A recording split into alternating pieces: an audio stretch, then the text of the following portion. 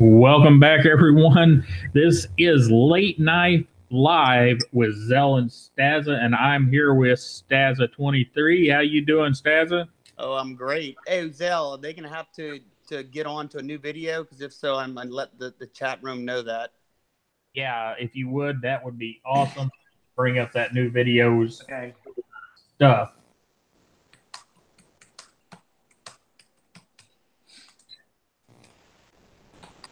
Oh, what the heck?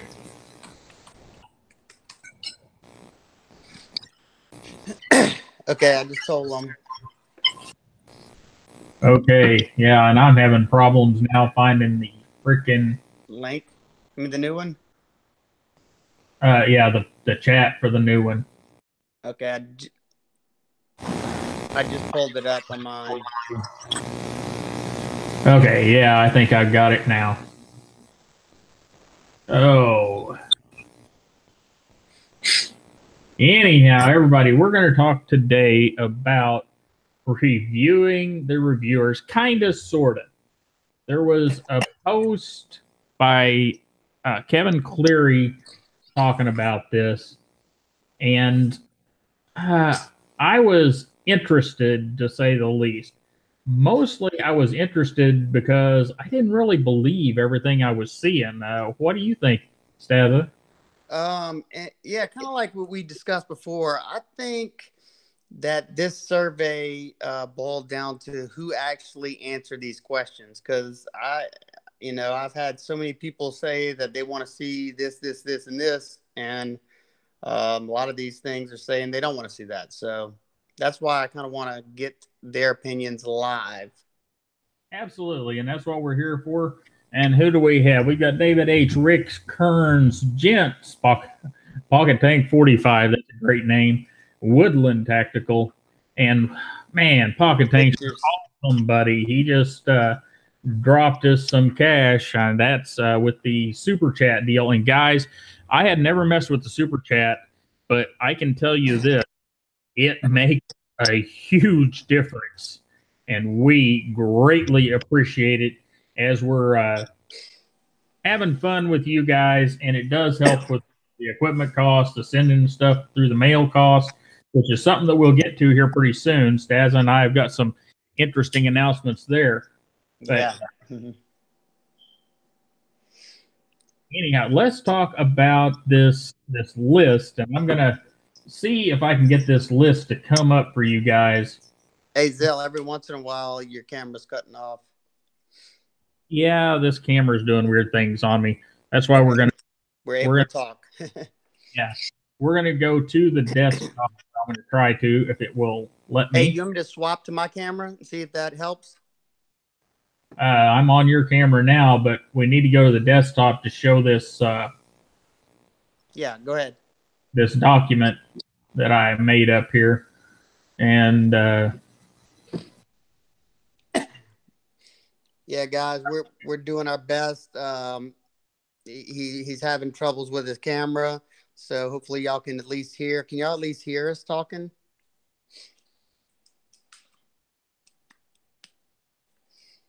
Rick asks, how does someone do it? You know, I don't know. I think there's a little on the chat. It looks like there's a little dollar sign. Hey, the video cut out completely, Zell. Like, it looks like we're off. Are we on air? Yeah, as far as I can tell.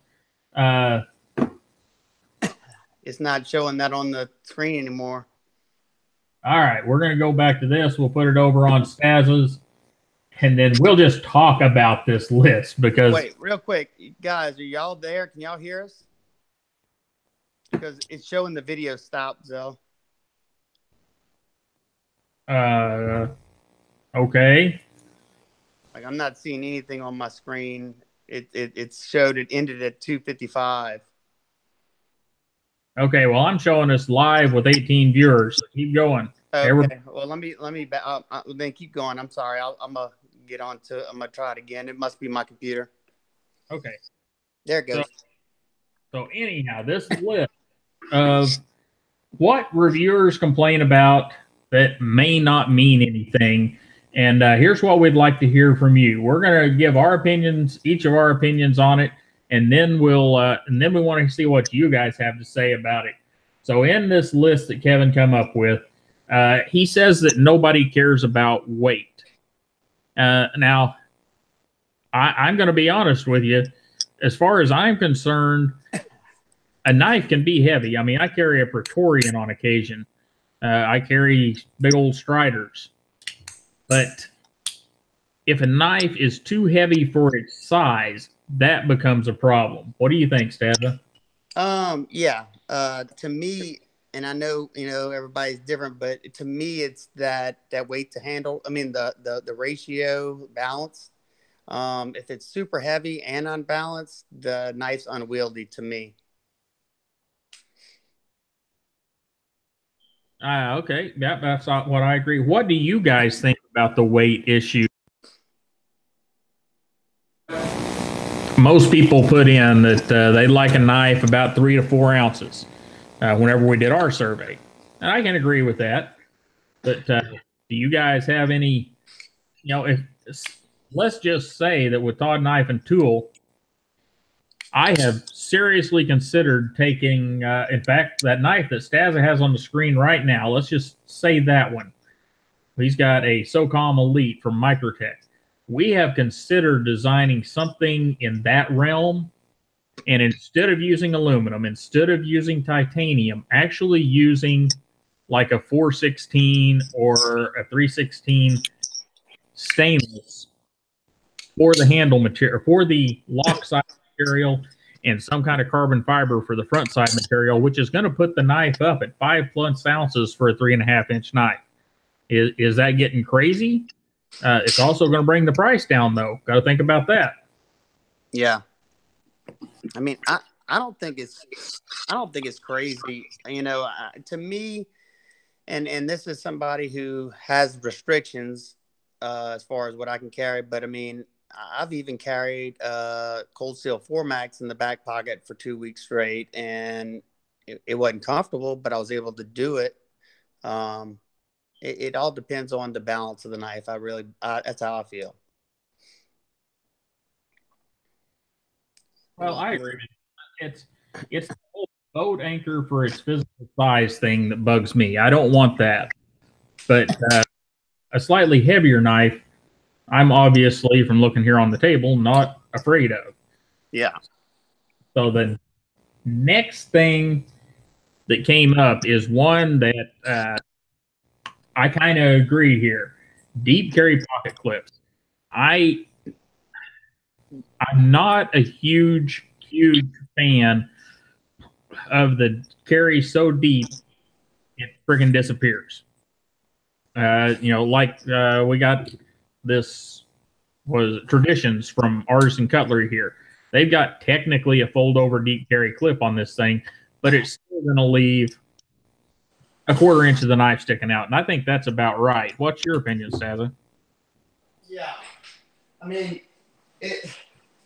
I don't know. I was looking at some of my heavier knives right now and seeing, what it boils down to for me. And I'm trying to read the comments too. That's why I was kind of off on your question. It seems like most people either say that it doesn't matter or, let's see, somebody says 8+ ounces is too heavy. And I see a lot of people saying, in the 4-ounce range is just right or under. But for me, it's more so the design. Then I start looking at other things. The functionality and design are first, and then I look at the weight. Okay, so let's go back to weight for a second. I have this thing. I have picked up, and in fact, some of the knives that Seth and I have made, I have picked them up, and I actually don't care for them because we have designed them to weigh too little. It's a lot like these drivers from Scout Leather Company. The titanium one's cool. It'd be cool if I flamed it up and stuff, but I would prefer the copper or the brass one because of the heft in my hand and the feel of the driver. And kind of the same thing with knives. I don't know. Am I crazy, Stassa? No. I think materials, for one, is, I mean, go look at most of the Instagram posts and stuff like that. I think materials are a huge thing. Look at the copper matrix, and yeah. titanium. Titanium's so hot, people just love anything titanium. Did I touch on that question right? I think so. Okay. I like, it's like titanium. Everybody says titanium because it's light. I like titanium because of the crazy wide array of things you can do to titanium as far as finishes go. Yeah, no doubt. That's why I like titanium. And yeah, if you make an entirely steel knife, front and back, a 3.5-inch knife is going to weigh 6 ounces. Yeah, no doubt. I mean, look, you can even look at companies like Reich who do heavy milling into the stainless, and you're still not going to get that weight with like you can with aluminum or titanium. Now, aluminum is about sometimes lighter, close to it, and I just don't have the appeal because aluminum's, I don't know, it's just not as fun. I agree. Now, on a user knife, like say that SOCOM Elite again, got laying there. Yeah. Good hard anodized aluminum. I'm all over that for a good user knife. Because, yeah, it's going to get beat up, but it takes a lot to beat up that hard anodization. Oh, yeah, definitely. And it's kind of like some of the old U.S.-made Kershaws that were all aluminum. Man, you can beat the crap out of those knives, and they'd last forever. They didn't look good, but it didn't matter because they lasted forever. Oh, speaking of, while I'm on that topic, because I'll forget. I don't know about y'all guys, but I got a Kershaw bare bones coming to the channel. I do too. I had Howard sent me an email this morning, and I just saw it a little while ago. Got one on the way. Now, something that I wasn't aware, like I guess I knew the size, but I didn't realize it was as big as. I know it was a stretched out version of the Natrix, but I didn't realize it was as big as it is. Which it's not big, but it's over 8 inches. Yeah, I didn't. What is the blade length on that one? I don't even remember. Not sure. I know the total length I think was 8.3 inches, so I'm guessing over 3.5. Yeah, so probably 3.7, 3.75, something like that. Yeah. All right, video's working again. BP69 tells me. Awesome. That is cool. You want let's look at some of these comments just so we can see what our peeps are talking about. Absolutely. Let's see. Let's start at Doug Wilson. Says sometimes I need a lightweight knife that disappears for certain clothes I wear, and I definitely understand that, and I think everybody can agree with you there, especially if your day job consists of dress clothes and you're come home to doing manual labor. Let's see, Rick Kearns. I don't like them to weigh too little. 3 ounces is too light for me. See. David says I don't mind a deep carry clip as long as the knife doesn't stick out too far. I feel the same way. And also deep carry for me as long as it's ergonomic. Either way. And Zell, you want to read some of those? Sure. Deep carry shouldn't be used for when maximum concealment is wanted. They are a pain otherwise.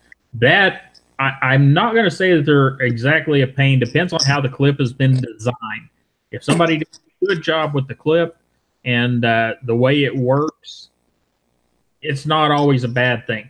However, I do like any of these where you got that little 1/4 inch or so of the knife sticking out. It makes it easier to get in there and get that knife for sure. So yeah, I'll agree with that.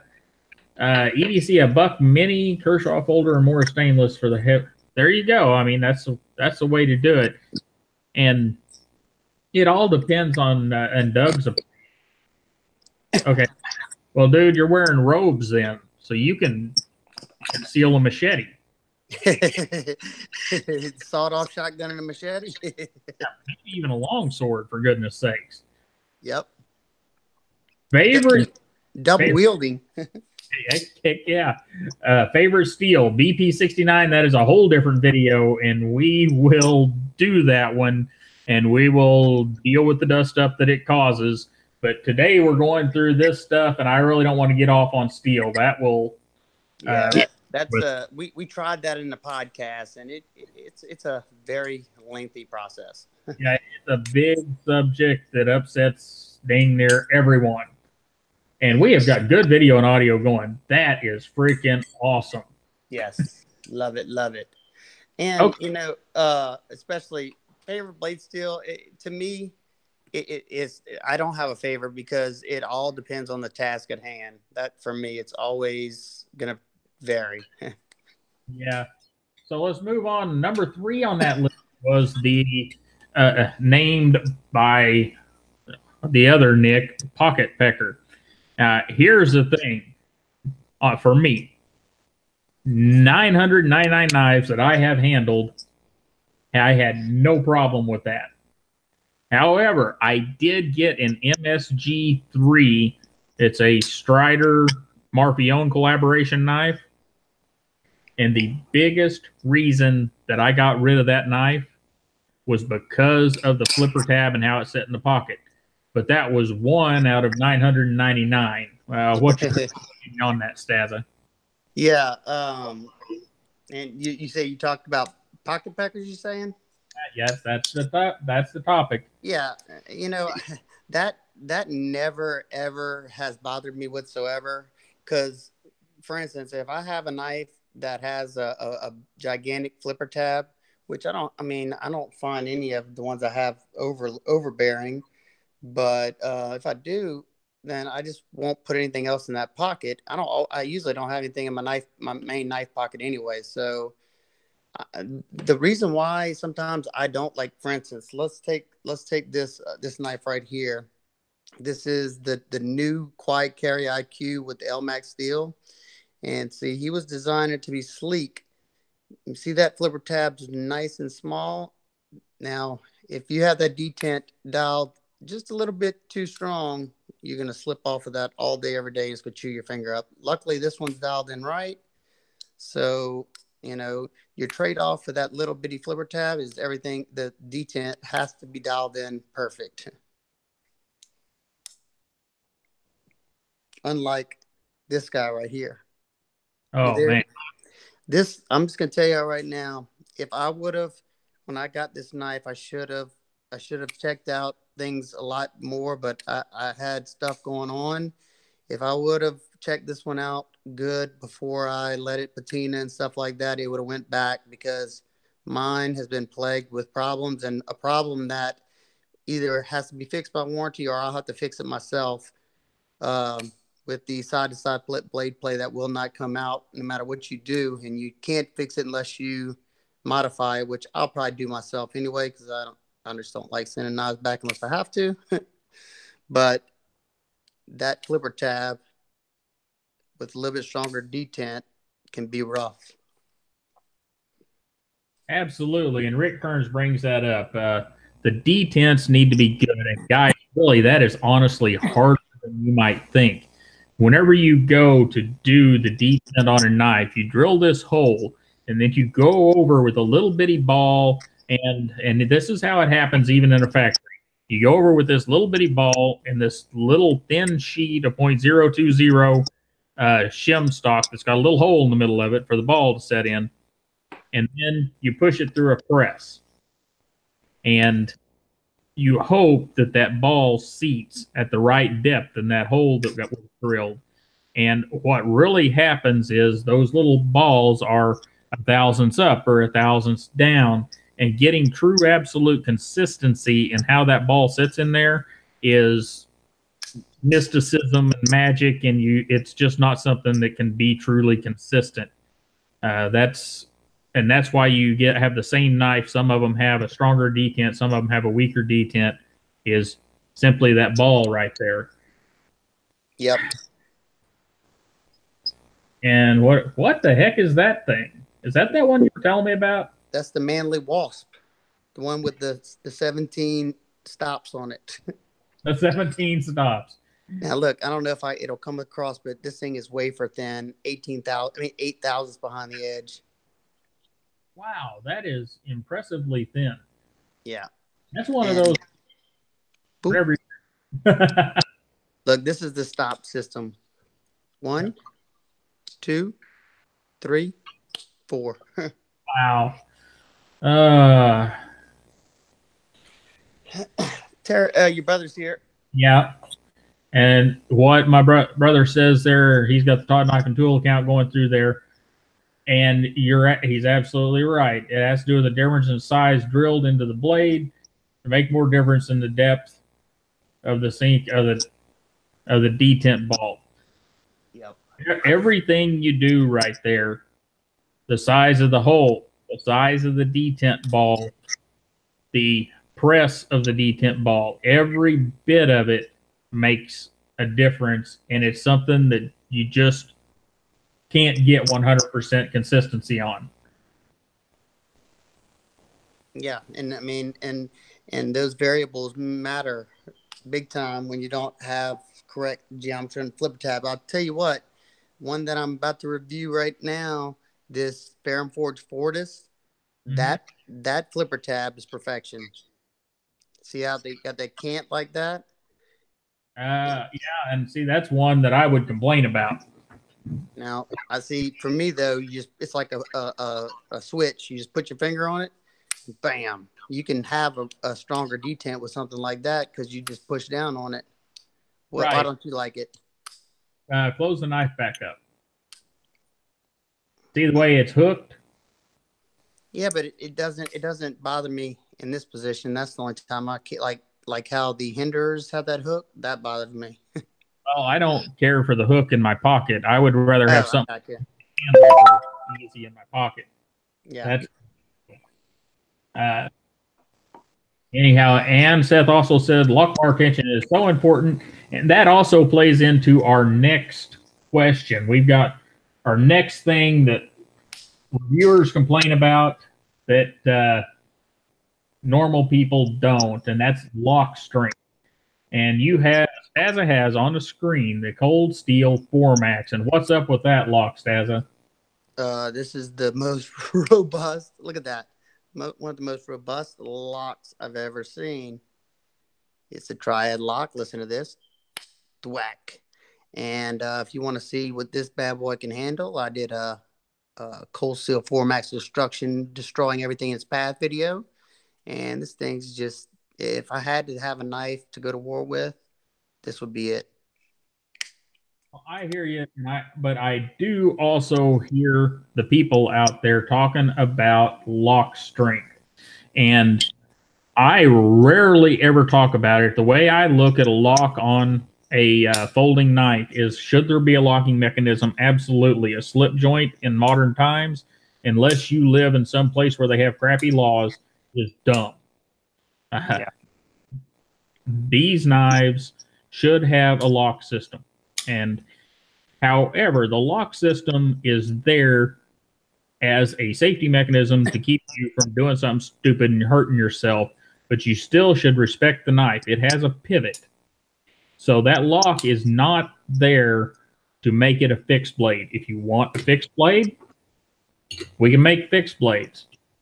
And in fact, I ought to swap the camera there. You know, we can make fixed blades. If you're wanting to do stupid things with a knife, that's what they're for. Well, not really. You're still supposed to respect the knife. But if you're wanting to do stupider things than you would do with a folding knife, that's what a fixed blade is for. It has a pivot. Even with a cold steel triad lock, you are not 100%, oh my God, it's going to stay locked up no matter what I do to it. So it's a safety mechanism to keep you from hurting yourself. It's, in my opinion, it's not the device that's going to make it a fixed blade, which a lot of reviewers try to claim. And I don't know, what's your opinion on that, Staz? I could go on for a while. Yeah, my lock, and we can be honest, everybody in the chats. I mean, I would say probably 90% of what people use their knives for, all you need is the next step above slip joint. Now slip joints, if you're careful with them, yeah. But I've had one almost close on me, but it was due to mostly my error. I was cutting some thick cardboard and I accidentally pulled up and the knife went down. Luckily, the half stop saved my fingers, but that's why I usually go with a locking knife. Absolutely, I agree with you. And Zach's right. All locks fail. Yep. And BP69 says, in a folding knife, for most people, a lock doesn't need to be able to use it as a doorstop. And that, I think, is the bottom line. The lock is a safety mechanism for you to keep the knife from folding up on you under normal use, not under spine whacking use or batoning or trying to make the lock fail, because I guarantee you every liner lock on this table I can make fail. Oh, no doubt about it. Because whenever you start whacking on them with that spine whack business, there's just some forces that make it happen. And I don't want to go into a big explanation, but just do some thinking about what happens whenever look at a knife and do some thinking about what happens when you do that. All knives will eventually fail on a spine whack, especially a knife that locks up like this, your lock bar. Yeah. Now the only reason it should ever be used for that is if you're in a situation where you just have a folder on you, say you're stranded and you don't have a bug out bag or something like that, and all you have is that folding knife. So but the reality of it is if you're using the knife properly, you don't have to have a super strong lock. Because if you have to baton some wood, which you shouldn't, because you can usually break stuff with your legs, you just disengage that lock anyway, And what BP69 said there, a light spine whack is fine, like what Nero did with the ZT. Okay, the ZT is a special case. They have some. That might be another video for another day too, though. They have some goofy geometry in their locks on many of their knives, and they have some goofy ways of doing the finishes that aren't.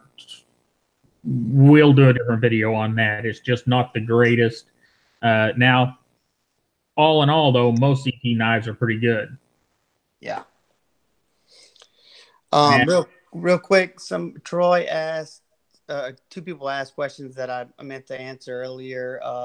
Troy asked, is that the carbon quiet carry in CF? Yes.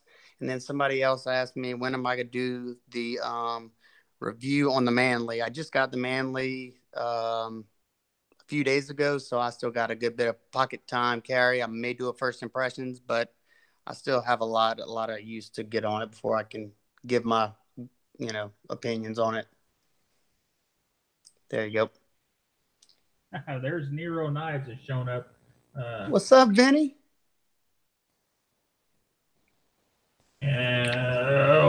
Me and Vinny we're gonna team up one night too. He wants me and him he wants to do a live feed.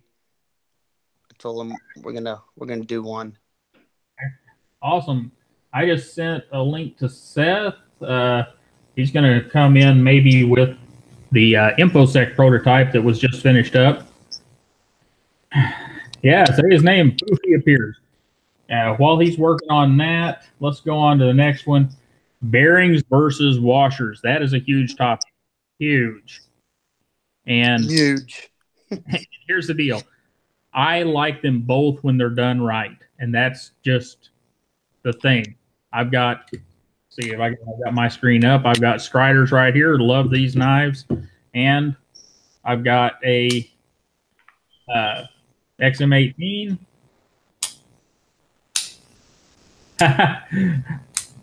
Which topic are you wanting in on, Nero, on the locks?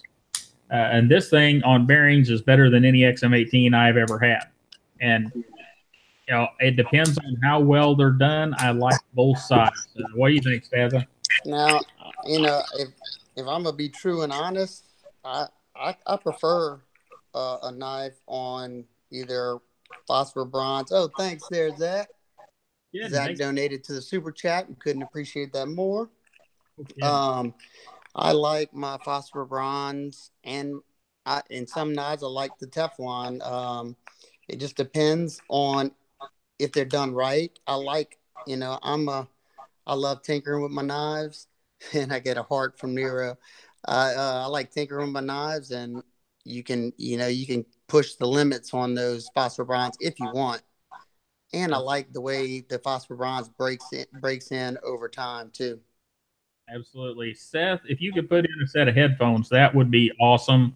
We're getting feedback across your phone. Yep. Y'all need to, if y'all not already subbed to Nero, y'all need to go check him out. He's doing some really cool things, and I know I thoroughly enjoy his channel. Also, Super Steel Steve, he's also a newcomer, and he's doing some cool tests. That's two channels that I watch regularly. If y'all not already subbed to them too, y'all definitely ought to do yourselves a favor and check them out. Okay. No problem, Vinny. We appreciate everybody, and I need to watch more Nero stuff. I don't get to watch as much as I used to, and I miss some of that stuff. Seth, are you ready to go over there? Yeah. Okay, so we're going to take a short break. I'm going to bring up a picture here on my screen, and then we're going to go to Seth's screen. If I can get my iPad to work here. I just got confirmation today that driver is in prototype and going to be headed my way sometime soon for you guys. And the numbers I got, you guys are going to be just super surprised at the prices we're going to be able to bring it to you for. And I haven't seen the prototype yet, so as long as the prototype is good quality, man, it's going to be awesome. Anyhow, those should be coming. I'm not sure how long. And whenever I get some prototypes, I will show everybody. For now, we'll move over to Seth's camera, and Seth and Stassa, you guys can talk about the InfoSec and whatever else Seth's got over there.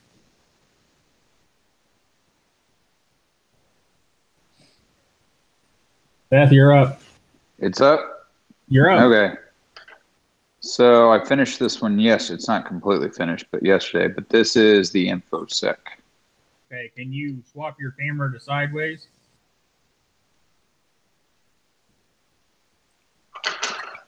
There you go. Ooh, that got me dizzy. See where we're going now, though. All right, so this is the InfoSec.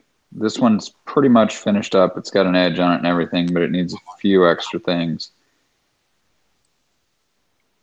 It's a beauty. What kind of backspacer is that, Seth? So that's titanium that's been blackened via a specific method, but then it's got bronze that's left to show through on some of the pieces. That's sweet. I'm gonna have to get with you. I wanna if I can pry that information out of you, I want it. Okay. But this one is the one that's on phosphor bronze. Yummy. You got standard grip with the ramp. That's a full 4 fingers. Get in here. You got the grip there. And then here. You got there.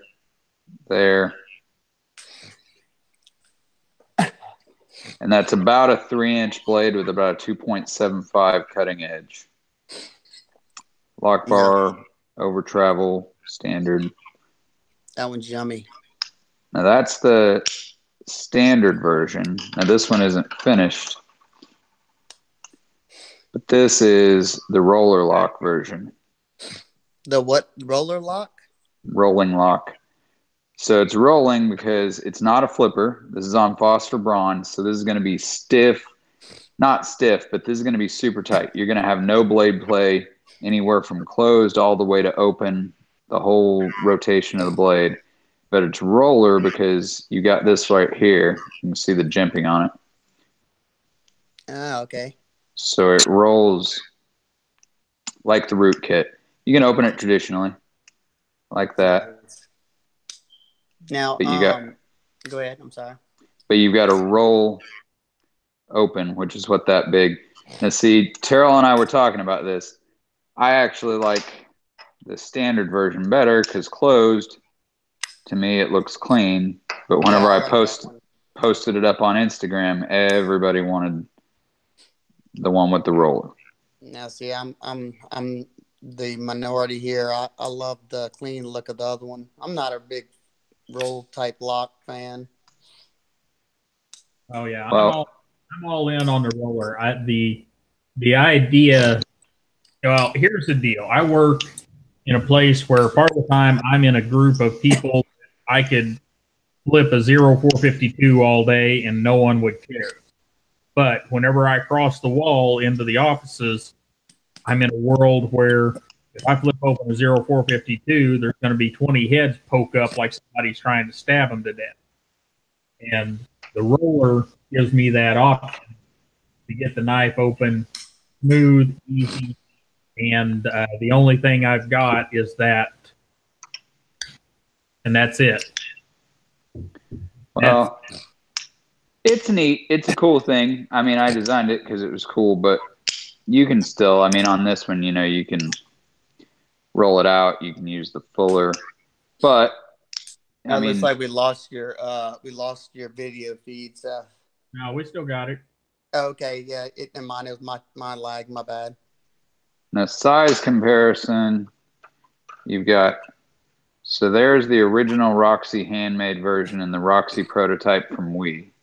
So as you can see, it's just a hair bigger, longer blade than those. That's a Medford Micro Praetorian for comparison. Oh, dang. That's right in my wheelhouse. And that's fancy Praetorian. Especially the new one. I love that size because it's a little bit bigger than, a small knife, like the one on the right of the Roxy, is it? Yeah. And, it's smaller than your 3.5 inch. So I love that. That's money for me. We've already designed, so there's a 3.5 inch version of this, which is probably going to be the sweet spot because that's going to put you at a knife that looks like this, that is about the same kind of stridery. I mean, it's obviously different, but the same kind of stridery dimensions as an SNG. And then there's a 4-inch version, which will put you right at an SMF size. Gotcha. Now, what are y'all shooting for behind the edge thickness around about? This one, I didn't measure it before I sharpened it out, but I can tell you this one will, I mean, I don't know if I got any paper here, but this one is very, very thin. Yeah, that's what, I like having both sides of the spectrum. I like having a really lean grind on certain knives, that knife that you have in your hand, it's, that's going to be a good performer and kind of designed for every task. Yeah. And, Yeah. I mean, this one is about utility, right? You got all these different ways you can get it. So that's what it's for. And then, of course, this one's still one of my favorites. You got the root kit. Yeah, that one's beauty. Now, I've got the roller lock version of this, but I don't have it out here because I don't have a pocket clip on it. Yeah, it looks like, I was reading some of the comments, it looks like you got a good bit of fans for the roller lock. Everybody wants that roller lock. So the difference between a roller lock and a front flippers is that you don't flip it. It's just to roll it out. Yeah, I mean, this knife, you got to think about the action is like a pretty solid. I mean, I know a lot of striders are actually really loose, but it's like a pretty solid strider or a Medford. It's not going to be as tight as that Praetorian. It'll be smoother than that, but it's going to be about the same. So you can flip this, but it ain't going to come out. So you would roll it. Yeah, it's kind of like I got an older strider in my hand right now, and it's got that, the tighter action, but I kind of made it that way. Yeah. It'll feel a lot like one of these if you've got one of these. It's basically It's probably a little tighter than one. this. Yeah. I don't have that beauty. Yeah. Now back to what you were asking about, Stassa, about this behind the edge. All of our knives, whenever we're designing them, are designed to see, as you can see, to have tall enough blades that we use even 3/16, 187 stock, and we're still going to be able to get in behind the edge and a good cutter. They may not be the perfect slicers if they've got blade stock that thick, but they're not going to be hampered cutters like the older full-on tactical knives, Hinder or the older Striders, stuff like that. Even in the thicker blade. Yeah. Which, like only time, like to me, the only thing that, I don't know, it starts to bug me is when, what are you doing, sir? Is whenever, I was going to try and see if I can one-handed cut something here. Whenever you have a sub 3-inch knife that's 30 thousandths behind the edge, I mean, what are they thinking? It's not like you're gonna put that size knife up, to that task that it needs to be any more than 20 thousandths behind the edge. That ain't gonna happen. As often as you're doing these streams with us, we're gonna have to get you one of these little articulated arms. Yeah, I've got something here. I wasn't planning on. I didn't know you guys were doing this tonight, but I figured since I finished this one up yesterday, I'd show everybody. It's hard to catch in the light, that backspacer, the way the bronze comes through the black. Yeah, I don't know what everybody else is seeing because I get here where I'm sitting, I get a way cleaner stream than everybody else gets because I'm like doing the thing. But I can see it and it looks really good. It's the same way on this one. It's black if you're just looking at it here, but then if you get it in the light, you're gonna have bronze come through the black. Oh, I love it. It's showing up good on the screen for me. I love it. I love that bronze hue to it. Looking really good. Seth, what is your opinion on the driver situation? Obviously, I use the crap out of these drivers. I mean, to build one of these prototypes, I mean, I probably disassemble and assemble this knife probably 50, 60, 70 times in the process of making one that I've never made before. So the drivers are a huge thing for me.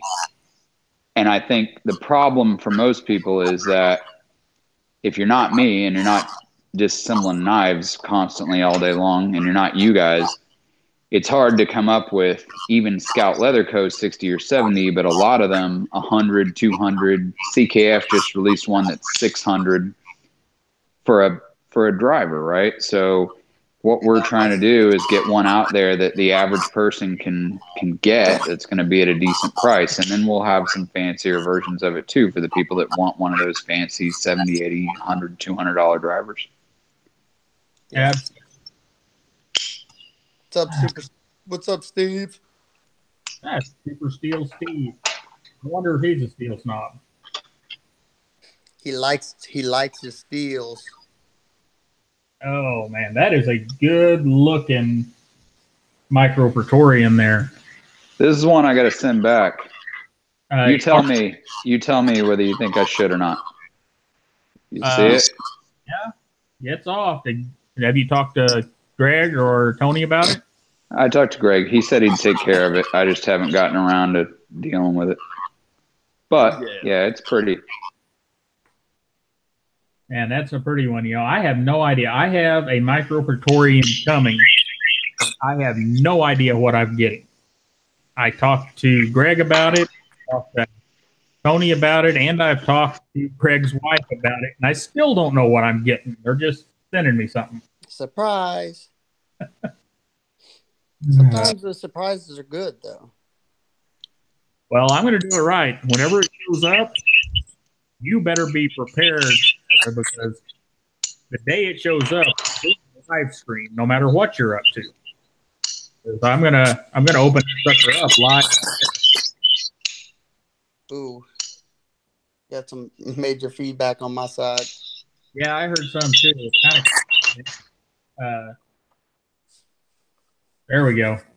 And also, guys, Seth, look up that. Have you got something going on over there, Seth? No, I don't know what it is. What? Pick up the Roxy, the regular Roxy. I want to talk about it. The handmade or the Wii knives? Either one, both, whatever. But that right there, we just got confirmation that there are going to be a handful of those that should make it out before Christmas.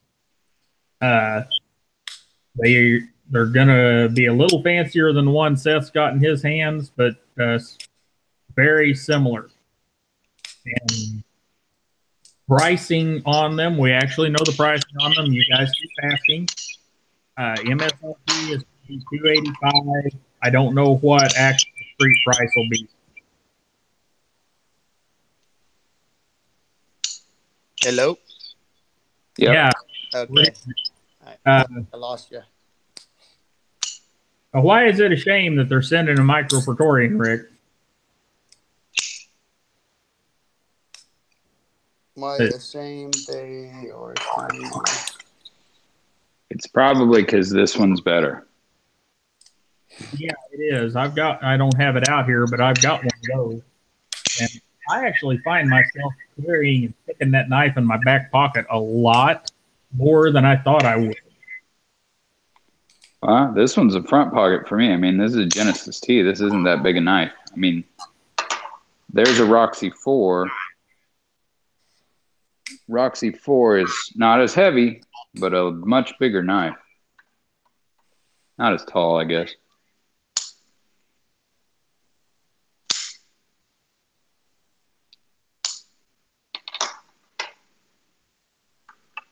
I gotta send you this one, Stassa. Yeah. Send it on over. Yeah. He wants that one though, the super leg. Yeah, you can send me that one with the Panto. Nice. And that one. You can send me whatever ones you want. They'll be in good hands.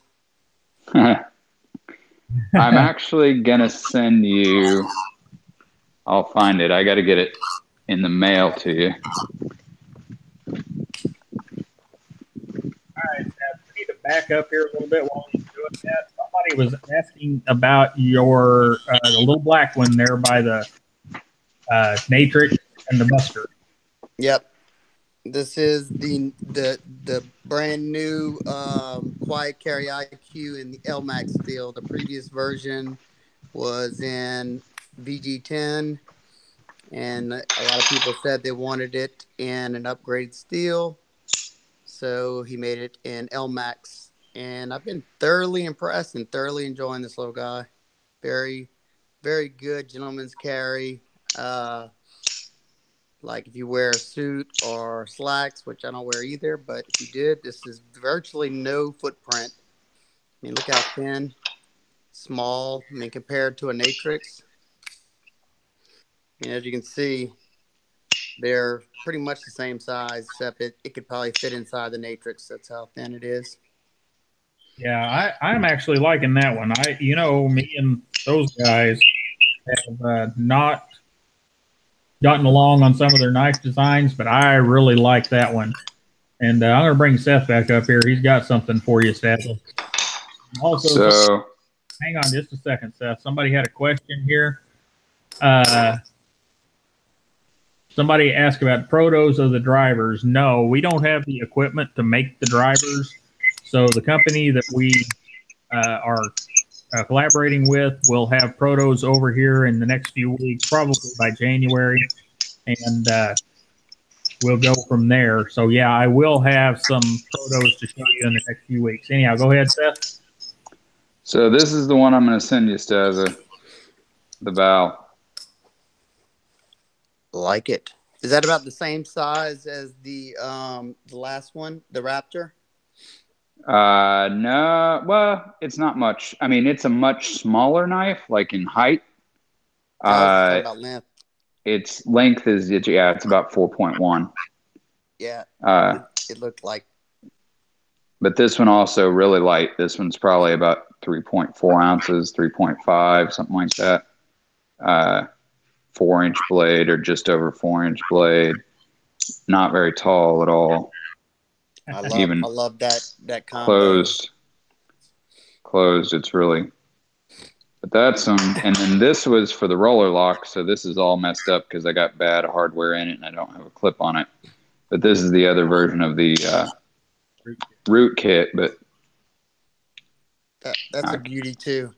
Obviously, I can't do it on camera. Is that a 4-inch blade? This is about just over 3.5. Oh wow! So there's the. I like that one a lot. Hard. That's the roller on that one. Yeah, that size, I really, really like the roller on that. And thanks, Jason and Woodland, for the Val is a sweet knife. It and kind of smaller version, the Risty, are just. I've got the Risty here. In fact, you guys keep talking. I'll grab the Risty and we'll pull them all off. Oh, and I'll answer. Yeah, Steve, that's the same QC. I mean, the same quiet carry that I had on my Instagram vid. After talking about that neck knife, I miss it. Oh. You already missed it, Benny? Didn't you just send it to him? Stassa, if you don't want it, you can send it to me. I know you like small knives. No, I like small knives, but see, Seth knows the way to my heart. I definitely love larger knives, but being I usually carry 2 to 4 knives on me at all times because of reviews. Knives like he's showing that are big, lightweight, and slim. That's another perfect combination for me. Let's see, for you, Stassa, this one here is right at just over 3.1 ounces. I love that design. The thing about this one, and this one's designed especially for you because when it's closed, it's a little bit tall, right? Here to here.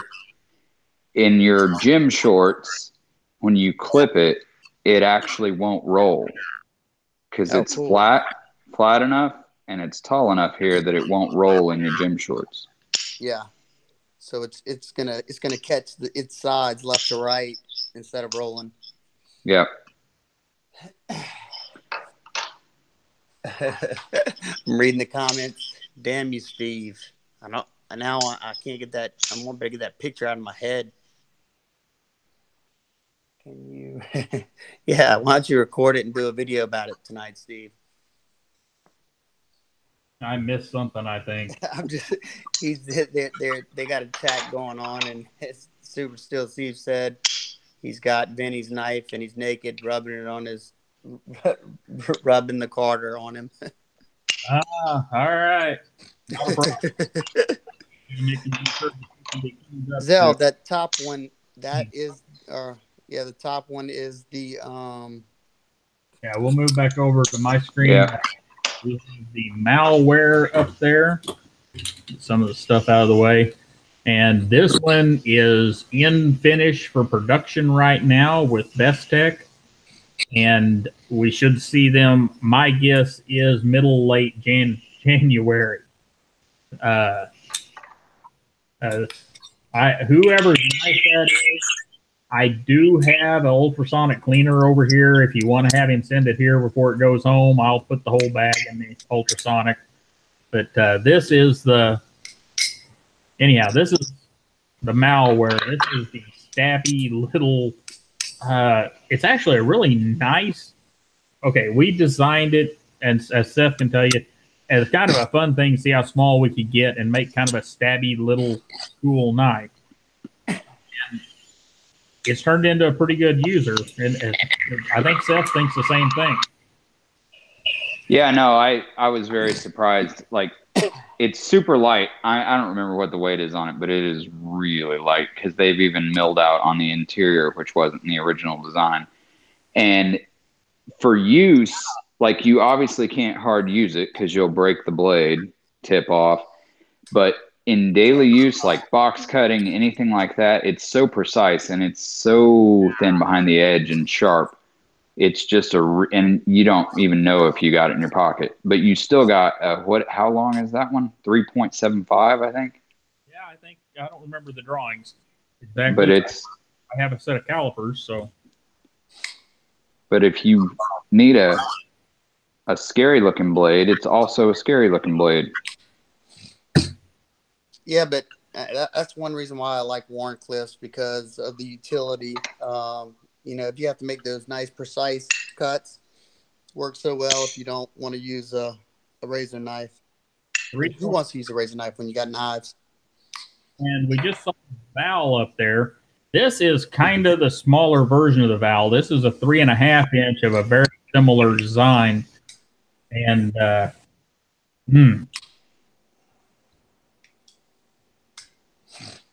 anyhow, some neat stuff that I think is neat now that we've got going. We hope you guys like it whenever it comes to you. I said this one, the malware, sometime late January. Roxy will be in short run, probably slightly before Christmas, and then more in full force, probably January or so. You need to send that wristy to Stassa. He's been asking for it for like 3 months now. Is this one that is this wristy the one that you want, Stassa? Yep. Remember, that's the one that first time I seen that marble carbon fiber, I was drooling over it. Yeah. Now, the current design on the wristy has a bit more belly in the blade, right? The Val and the wristy have MK2 versions, and they have more of, I wouldn't call it a leaf shaped blade. They retain that big over swoop on the top, but the point comes up a little bit, and they've got more peak, which gives them a little bit more booty in the back of the handle. They'll be better user knives, but the first two were cool because they were just long, super thin, not tall, and still usable, but they weren't what I would call great. Gotcha. So remind me, Stassa, and yeah, I'll send this one down for us in Louisiana wintertime. All righty. Because it doesn't like being up here on the frozen tundra any more than I do. Well, yeah, it'll definitely thaw out quick here. Let's see. What I'm just seeing if anybody. I got to drop out of here, guys. So talk to you later. Later, Seth. What I want to ask for you, those of y'all who are still with us, what are some things that are a must for y'all whenever y'all watch a video? Like, what are things that y'all definitely want in those videos, and some things that y'all could definitely do without? Because I want to compare what y'all say over this list here. Absolutely. And Super Steel Steve, buddy, you got to help me out here. I can't keep clicking the show or hide thing on your comments because you got good comments, but you're putting words in there that Google don't like, and it's making me respond to every one of them. And some of them, hey, family channel, my man. Come on, Steve. So, the next on the list is out-of-box sharpness, and people, I don't think people understand this one because I had this conversation with a company rep here just a short time ago who was telling me that out-of-the-box sharpness really didn't matter. People could just sharpen it and make it better. I don't agree with that. What do you think, Stassa? Wait, say again. Out-of-the-box sharpness from the factory sharpness. What about it? What I feel about it? Saying it's not important. Well, no, I don't really think that, because not everybody knows how to sharpen, and especially if somebody buys a high end super steel knife and expects it to be able to not have to sharpen it for a long time, and it comes dull. That's crap. That's my opinion. That's what I told that knife company rep, and I was like, dude, not everybody has a wicked edge or even a set of stones at home. They need the knife. It's a knife. It should come sharp from the factory. And that's just the simple truth of it. And Steve asked what he's doing. Hey, man, there's some questionable words in some of your comments. And every time that happens, Google makes either won't show it at all, or they make it where I've got to click a yes or no on it. And that's just the way YouTube is. Nothing I can do about it. I don't really care, except for we try to make this where any kids can watch it. That's the one thing. I know it's for us to hang out and talk knives, but I don't want YouTube to slap that adult only thing on videos Stassa and I do. But yeah, I think they should come pretty deadgum sharp from the factory. What do you guys think? See, what I can't do is someone who never actually uses the knife, don't do a review. Yeah, I feel the same way. That's why some people see a knife, like for instance, the Peak, and they're like, "Oh, why haven't you reviewed that one yet?" Usually, if I haven't, and I won't even call it a review because me and Zell talked about this. In order for me to really fully review a knife, I have to carry that thing for months, if not years, to give you a full on review. So, but even to get, um, my understanding of the knife, I need to use it. I need to, feel the ergos by putting pressure behind the blade, maybe do things that, I wouldn't want you to do with your knife. um, so yeah, I definitely think that's important as well. Let's see. Pro and BP69 both made really, really good points. The factory edge will never be as good as a steel can be. Absolutely, you're right.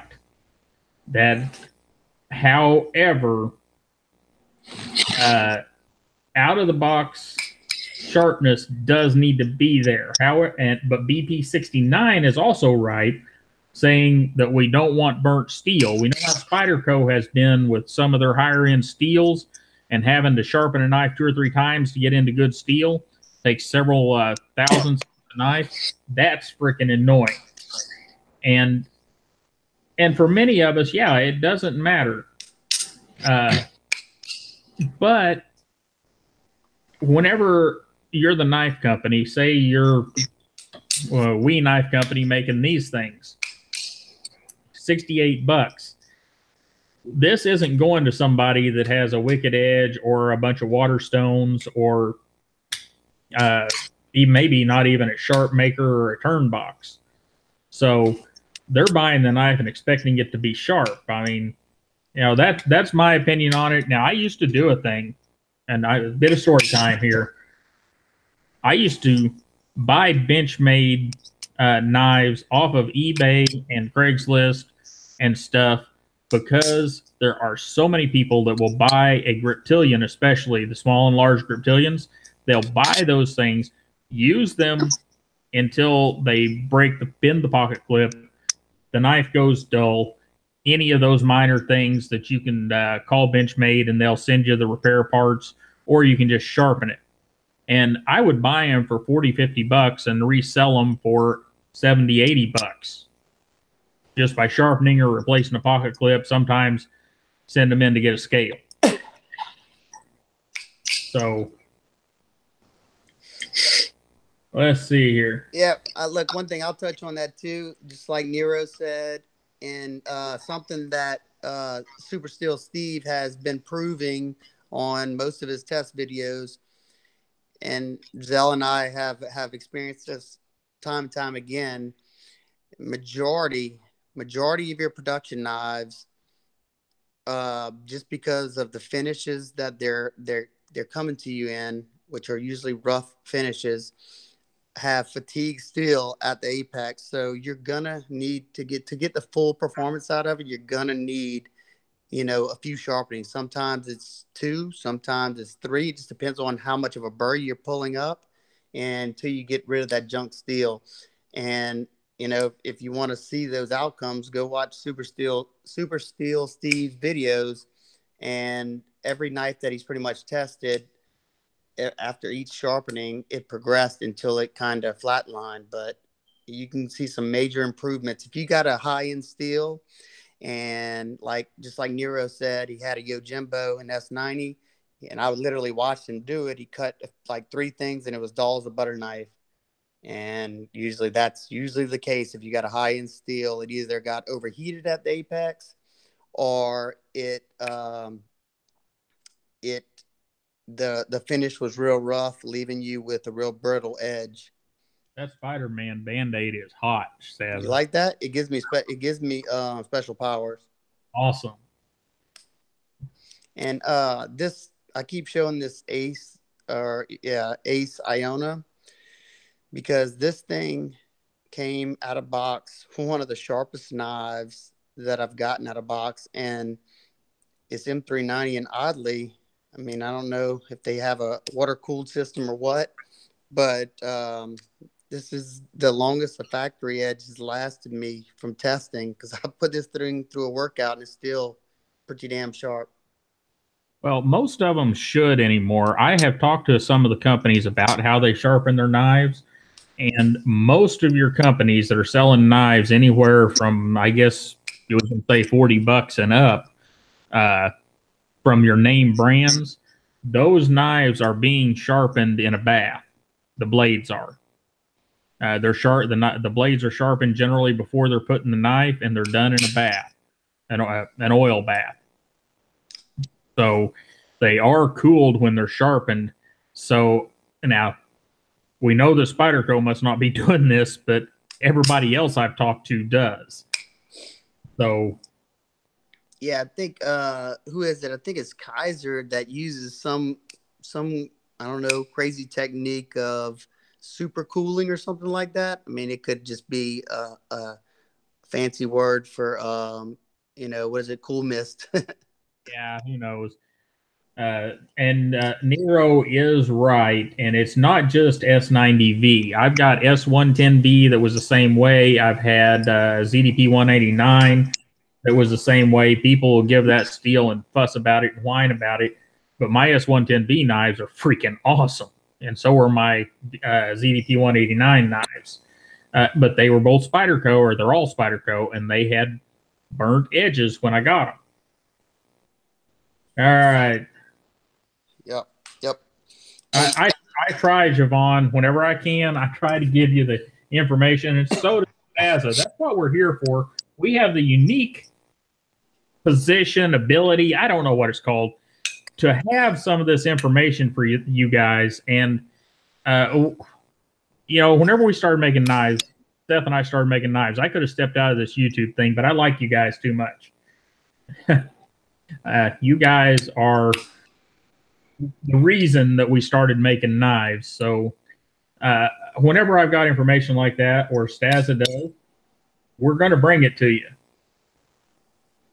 Yep. I mean, that's why I got into doing videos. Well, first thing was to get me through, my physical ailments. But the next thing was to, interact with people as crazy as I am about knives, because my wife sure doesn't want to hear about it. And no non-knife people want to hear about it. So I got you good people to talk to. I don't know. My wife's kind of excited about the upcoming Todd Knife and Tool website and store. Yeah, but your wife likes knives. Yeah. Yeah, I think she likes the idea that we might be getting to a point where we'll get to an even keel and not just spending money. Yeah. And James, what knife was that? Was it some of the zero ground wee knives? If you're going to sharpen them, my suggestion is the only way to sharpen those dudes is to use a sharp maker, especially if they have that zero grind thing. Use a sharp maker at the 40-degree setting, because unless you are really skilled the way that they do those zero grinds, you can really mess up a knife really easy. In fact, I've done it more than once. Man, those are pretty, Stassa. I don't want them. It Pretty. looks like the mini brother of the round head. This is the GEC Lick Creek 15, I think, boy's knife or whatever. This is the Lion Steel round head. Both of these are great knives in their own right, completely different, but cool knives. Good though. I wish that I wasn't so stuck on having some sort of lock because, man, some of those conventional really pretty. But all right, so we need to move on with this list, or we're going to be here till 3 o'clock in the morning. The next thing on the list is taking measurements. I want to hear their feedback. Okay, yeah, because I'll explain why I take measurements. We'll see what Stassa says too. I take measurements because, with the exception of Benchmade and Spyderco, and now We Knives, I have come to trust their measurements. Most companies, I absolutely don't trust their measurements, especially that all-important blade measurement that could be the difference between sitting in jail and going home free. Stassa, what's your opinion? Yeah, but just like our top buddy on feed, I don't know if he's still here. You know, I hear that, but most places aren't checking knives, and usually if they are, you already did something stupid in the first place. So, but our question, we definitely want to know: do y'all like seeing these specs? You know, we talked before this feed, and to me, the important spec is grip area. That to me is important, especially if you're trying to figure out the size. And then the size comparisons, you know, that in the grip area and maybe total length. That's what I think is important, but definitely want to know y'all opinion.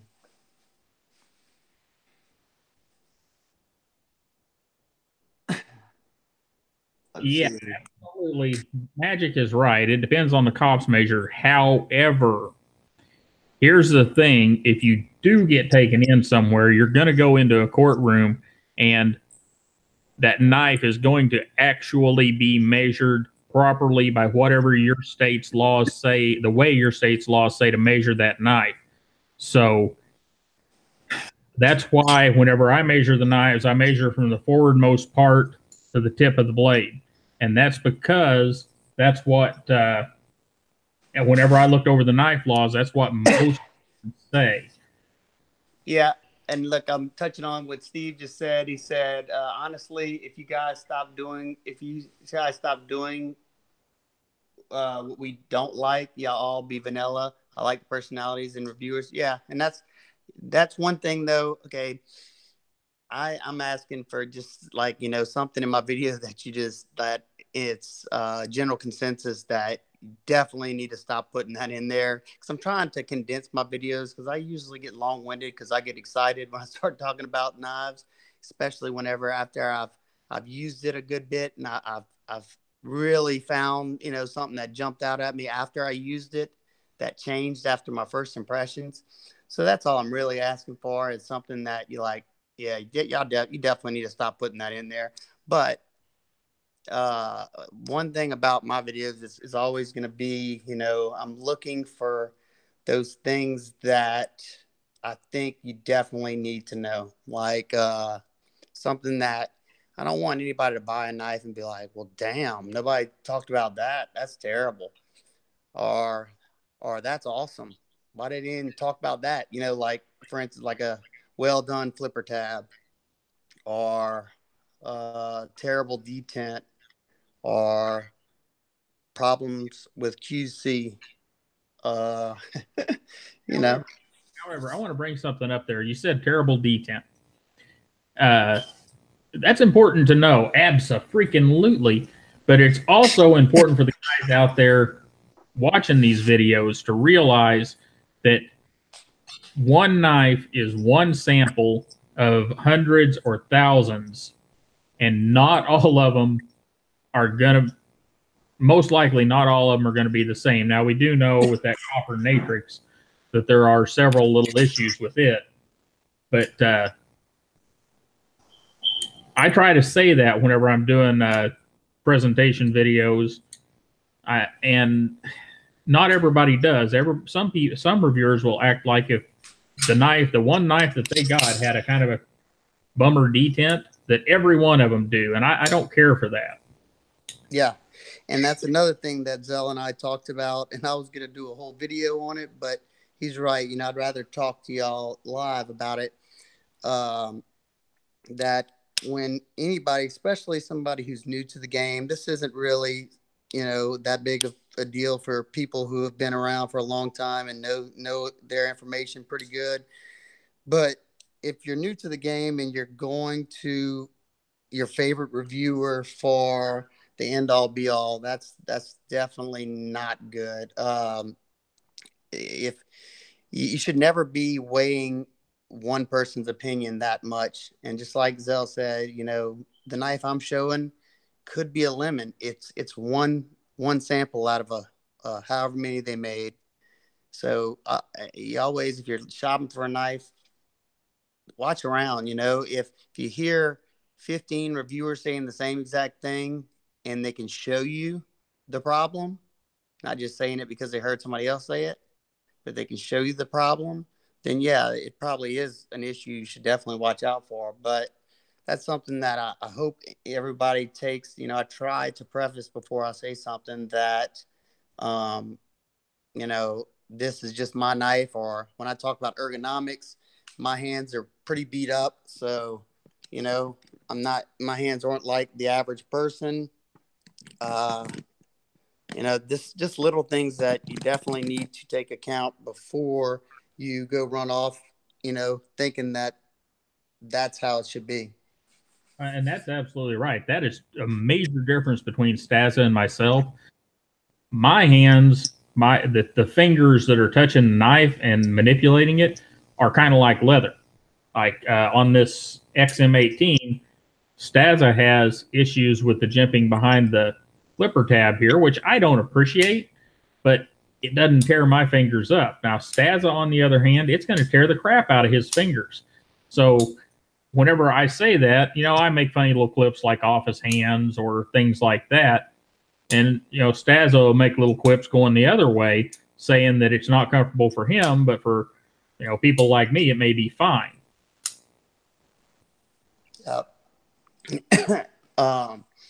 And you know, whenever if I'm looking to a reviewer or viewer's input on a knife that I don't really, you know, I want to try out, but you know, I might not like the company or I've had bad luck, bad experience, I try to go to, you know, I watch pretty much every knife reviewer. I'm just I'm like that. But whenever it comes down to me trying to see what that knife's about, I go to, you know, the 5 to 10 channels that have the same taste as I do, and, you know, have the same size type knives, all that stuff, because that's important, you know, especially whenever they're talking about a knife, because when you dialed into certain, you know, for instance, me and my sub 3-inch knives, you know, they get me a little bit more excited nowadays than some of the bigger knives. But Yeah, that's you know, just little things like that. Stassa's got a bunch of small knives on his counter right there, half track, and yeah, the SOCOM's not small, but a bunch of the smaller knives and a couple of big ones. If you go over to mine, almost every knife I've got on the table, except for this little guy and that one, are big knives. Why? Because for my primary carry, that's what I carry. Now, I do generally carry a smaller knife, and I always have one of these little 58 millimeter Swiss Army knives on me, but I don't ever use the blade on these. So that's another thing, being aware of the reviewer and their opinions on knife size. I try to be pretty objective on, or pretty open to all knives, and look at them as a mechanical piece of equipment, and how does it work, how does it do what it's supposed to do, that sort of thing. And man, that's a pretty one too. Man, I wish that clip didn't have as much recurve as it does. Yeah, that's the one thing. Like, if this knife had this blade on it, Oh, that'd be some yumminess. Oh yeah, you'd talk me into buying one.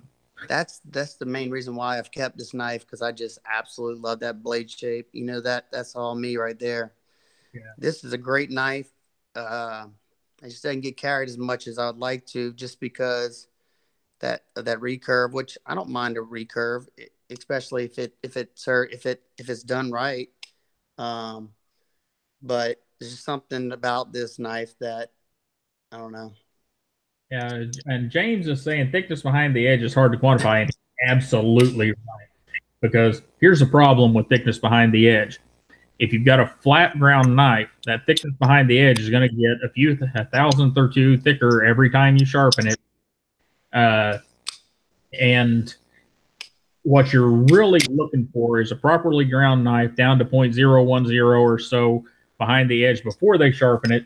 And then that puts you at 0.020 or so when it gets its initial sharpening. And you can't really go any thinner than that without running into some issues. But the other thing you're looking for is like, well, for instance, this wristy. Pretty tall grind on that thing. Even though it's got 4mm blade stock, or 158, I believe it is, blade stock. This stuff is thick. It's kind of a standard blade stock, but pretty thick. But with a high grind, it still slices well. Same thing with this Strider. This is 187 blade stock, and it's got a high flat grind and a really thin edge. Slices really well. You could put thinner blade stock in a knife, and that gives you an advantage on your grind, as long as you still keep it thin behind the edge. Go with 140 or something like that. But the bottom line is thin behind the edge and high grind. Like we'll bring Stassa's screen up there. He's showing, or that was Stassa's screen. Sorry, guys. Bring you back to Stassa's screen. That is thin behind the edge, tall grind right there for sure. And then Rex 45. This has become a steel that I've thoroughly been impressed with. Love it so far. Still got to do another complete sharpening on it before I can really say that for sure. But oh man, it's nice. All right, we've kind of touched on this one. We're gonna move along. Yeah, they do need to make more. We'll move along just a second. Jason is saying they need to make more full height hollow grinds. I agree with you. The problem with full height hollow grinds is they require huge wheels, and the huge wheels are very expensive and they wear out quickly. And it's just a thing. Most people don't grind. Even companies don't make a hollow grind bigger than a 12-inch wheel. And why? It's because it's just harder to do. And the flat grind is much easier, cheaper equipment, all that kind of thing. Let's see.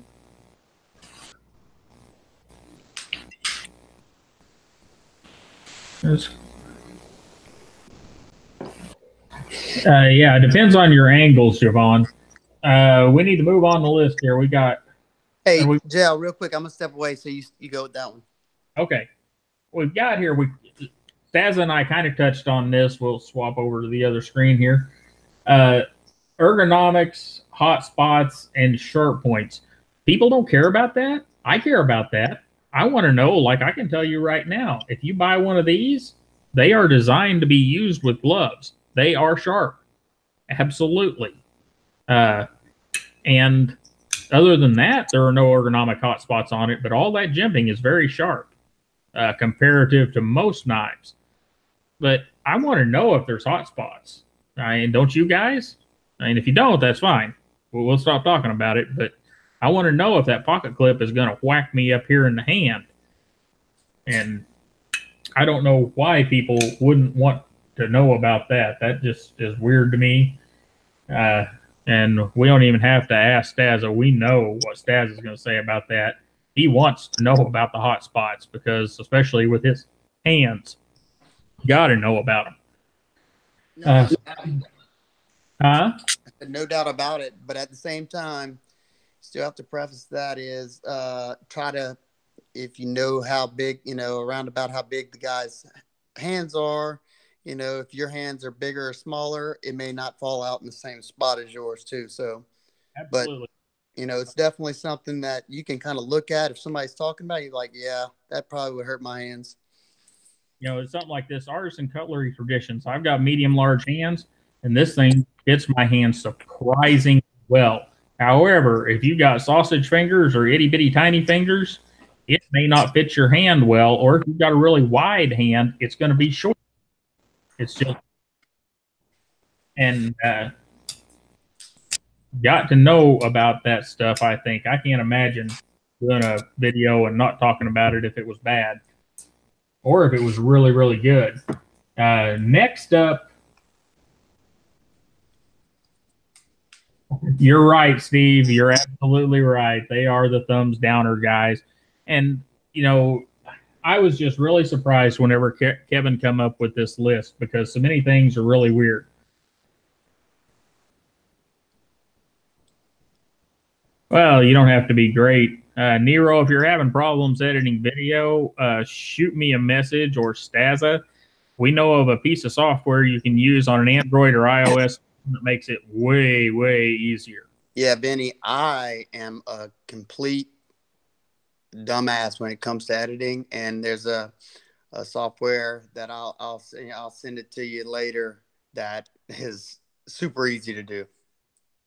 Absolutely. Thomas says some knives are deceiving. They absolutely are. I'm with you. I don't like the Endura in my medium large hands.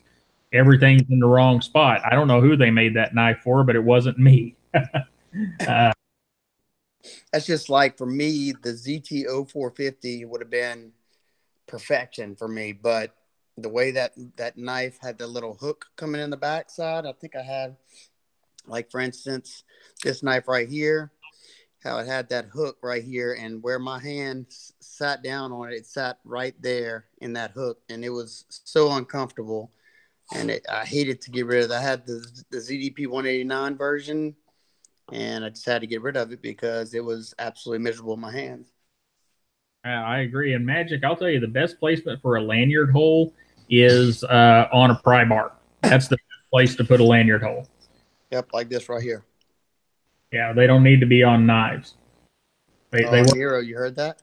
they work on pry bars. They work great on little 58 millimeter knives. Put a flight tag on there, but on a full size knife, I just don't like them. Like, speaking of, I'm in the process of doing. I got to edit, but I'm doing a video on these two pry bars in use, and you'll see why that these make such a big deal in that video. Because you don't have a lot of length, so you got to have something to hold on to or pull on. That didn't sound good, did it? That's all right. As long as we don't get YouTube censoring your words, we're good. We're in good shape. I know some people love lanyard holes. I have just never used them. I personally can't find the idea. Everyone loves holes, Steve.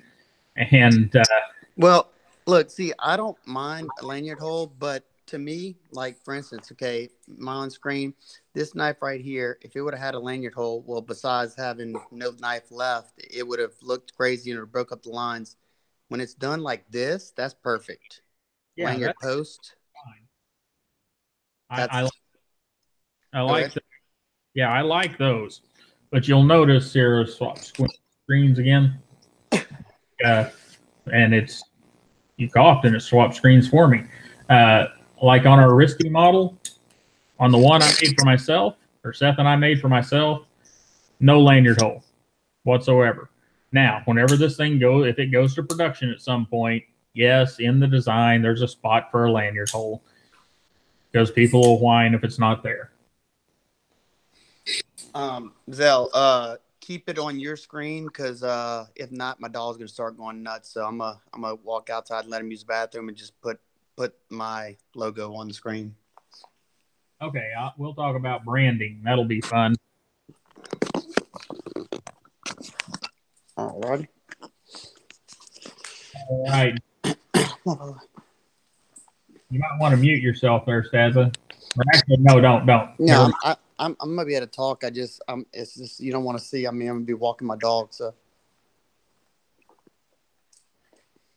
All right, so branding. People have talked about branding on knives, and people throw fit about this. And when you have some companies, like I had a Wee knife up here a minute ago. Here's one. We put almost zero penny on their knives. People love that. Have a good one, John. Javon, you taking off on us?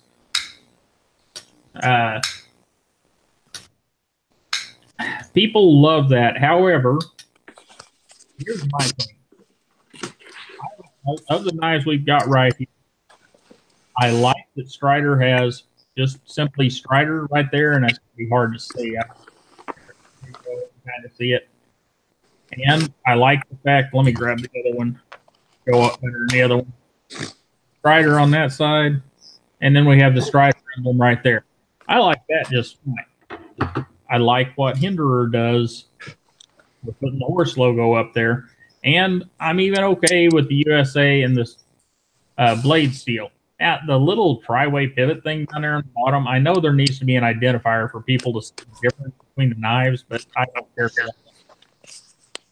that. Now for me, the only thing that kind of bugs me is that when there's more billboarding than the knife. Like when they take up 50%, 60% of the blade with billboarding, or they put their logo like Saw used to do with their logo everywhere.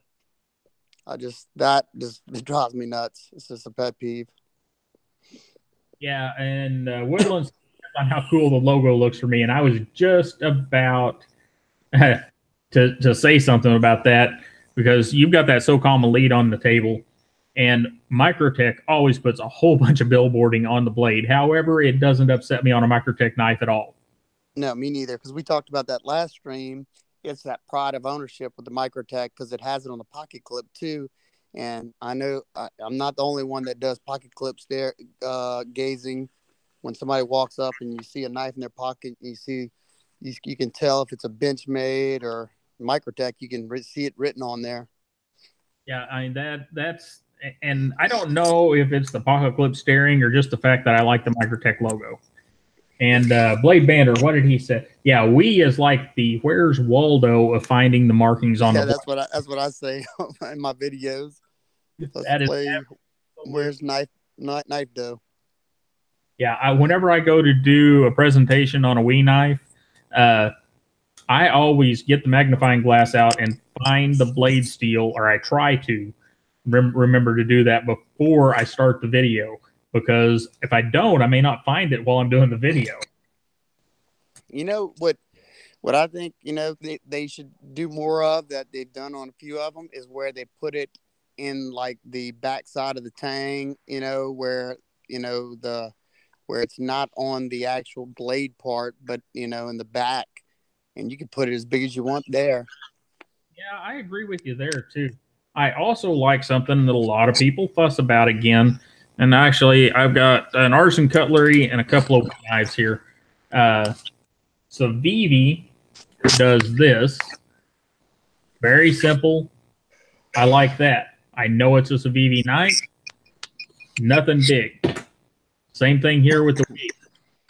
I know that is a Wii knife. It's got the logo right there on the pivot, but the logo is not something that everybody in the world is going to know what it means. Very nice. Same thing with artisan cutlery. Now, they do put their logo up on the blade, but they have a very unique pivot, and very nice. I like that a lot. It's, at some point, our Todd Knife and Tool knives, I would like to put the Todd Knife and Tool logo on the captured side of the pivot. Yeah, I think that would look really nice. The only time I don't like it is whenever it becomes a proprietary pivot to where you don't have Torx on the other side. Oh, it hinders the maintenance. Yeah, we'd never do that. We'd always leave Torx on the other side. So, driving away from 1,500 subs. Well, Nero, I need to get over there and sub. I don't know that I have or not, and I'll have to go make sure. Yeah, y'all go smash that sub button on Nero and Super Steel Steve's channels. Show them some love.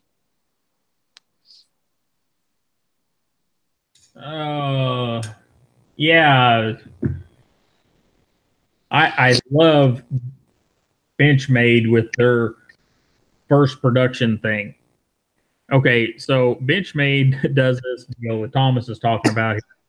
They do the first production. You guys have all seen them. And CRKT used to do this. They put first production number 1 of 3,000. That is what they expect. In any way, just leave it off. That is silly.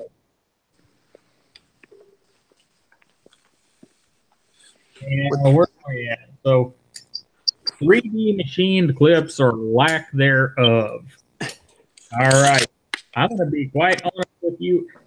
I want the clip to fit the knife properly. I want the clip to work properly. I don't care if it's made out of 3D machined titanium, stainless, titanium sheeting, clip here, bent titanium.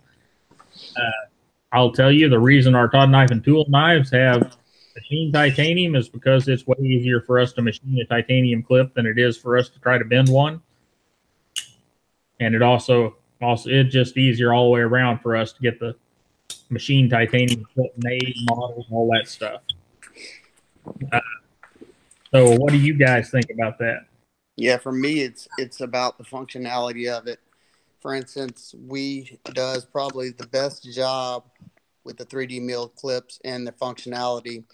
For me, as long as it's not creating a hot spot, and as long as it has enough retention to stay in my pocket, and doesn't have too much retention to where it wants to pull my pants off whenever I pull it out of the pocket. Has enough height under the clip to get into work pants. Yeah. Because that can be a problem. Quite often you end up with a super fancy, super cool looking pocket clip, and it won't go into Carhartts or rigs for nothing. Now see, let's see, Woodland Tactical said, I really care less about pocket clips as long as it's tip up. I don't really I don't really care about tip up or tip down. Of course I like tip up more, but as long as it, like for instance the SOCOM, I don't mind it at all. It makes it easier to get to the deployment quicker, and it's comfortable in hand. As long as it feels good in my hand, and if, like for instance, that's the only way you're gonna get this knife, I'm okay with it. Same with this military. Yeah, Astro, he's got some lungs on him there. I like it. And also, Stassa, apparently Nero isn't talking to you, so everything else and henceforth in the comments, it's not directed at you, buddy, because apparently you don't like the Strider clip. Look, Nero, it just shreds my pockets, dude. That's the only reason. What's up, Blade Banter? Yeah, and the Wii roller tip clip on the bullet. Go back and watch my video on the bullet. I kind of had a revelation on that clip. It is really cool. You can get the knife in and out easy, but it stays in the pocket like it should, and it's more complex, but it is a super cool concept. My only problem with that clip is it got created a bit of a hot spot in my hand. Yeah, and I noticed that too. And in the top back side of it, it created a small hot spot for me. Other than that, I was like, wow, because I stopped the video. I had to stop in the middle and re-record on that one. Look at this cool little old buck I got at my local shop. Little Hawkbill bottle opener. That is sweet. Aluminum. It's an odd knife, but yeah. I pretty much got it for free, so I had to pick it up. I like the old things, just like this guy right here. This is an old CRKT done very well. It's a who makes this one? Brian Ty? No, not Brian Ty. Greg Lightfoot. Look at that stabby blade. Yeah. And you have a good one. Who was it just dropped out? Somebody. You have a good one, Rick. We'll catch up with you on the next one. And yes, that is a deep carry clip on his SNG, Nero. Oh, yeah, Nero. Look, let me give you some love real quick. Look, real quick. How you like them apples, Nero? They just work for me, dude. Apparently, Nero's not going to talk to you, so. Yes, he will. All right, so let's move on. We got a couple more of these. We've got centering. People always talk about centering. Okay, now, Stassa, you go first on this one, and I'll follow up. Now, what about, do I care about centering? Yeah.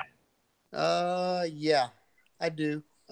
Just because I have very severe OCD tendencies, and it drives me nuts. Now, is it a make or break for me on a knife? Nah. You know, if everything else functions properly and I love the design, I can deal with it. But not 90% of the time, I can fix it. But unlike this Kershaw Natrix, the way it is, it'll never be able to be centered unless I do a little modding to it, which I probably will. But, you know, I'm not going to send it back to them. All right, so here's my opinion on blade centering. If a company is sending you a knife out of the box, the blade is not properly centered, and I'm not talking about the grinds.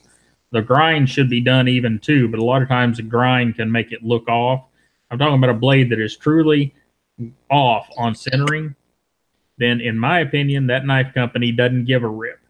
And if that knife company doesn't give a rip about me and about making that knife square and proper like it should be, then I'm probably not, it depends on who it is, but most of the time I'm just not going to deal with it, because the centering of the blade is all about having all the tolerances correct in the knife and a few other things. And there are a few things that can be done to center one. But they should care whenever it leaves the factory. And I whenever they don't, that just bugs me. You got.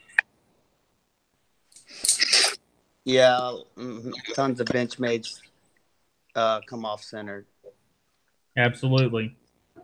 They rely on their warranty department. Yeah. Let's see. I've had some knives impossible to center. I've tried it on my ZDP 189.